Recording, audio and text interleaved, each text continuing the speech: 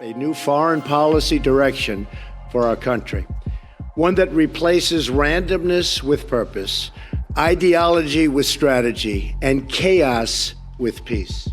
President Trump staked out a position in the 2016 campaign as a harsh critic of the status quo in U.S. foreign policy, and he seemed at times to call for an entirely different role for America in the world. But he hasn't actually made the dramatic changes that many expected. In a few critical policy areas, Trump has differentiated himself from his predecessors. So take, for example, his penchant for withdrawing from multilateral agreements. The United States is officially withdrawing from the UN Human Rights Council. Now, the United States has a long history of exempting itself from international pacts and associations when it feels they get in the way, but the sheer number of agreements that Trump has renounced and the rapidity with which he has done so suggests a difference in degree, if not in kind.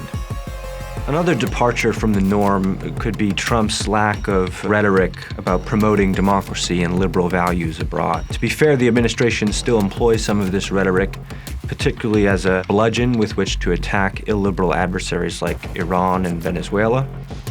The Iranian regime has funded its long reign of chaos and terror by plundering the wealth of its own people. But the promotion of democracy as a policy seems to have taken a back seat under Trump.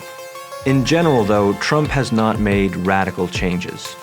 He certainly hasn't retreated from the world, as many critics predicted he would. And for various reasons, including Trump's own embrace of the strategy he criticized, but also because of entrenched interests that actively resist change, the basic features of American foreign policy have remained essentially the same. To date, the president has only talked about withdrawing ground troops from some of America's ongoing wars. He's maintained all of our security commitments, and U.S. policy still seeks to dominate not only the Western Hemisphere, but also Europe, Asia, the Middle East, and even Africa. America is still acting like the world's policeman, albeit now with Trumpian flavor.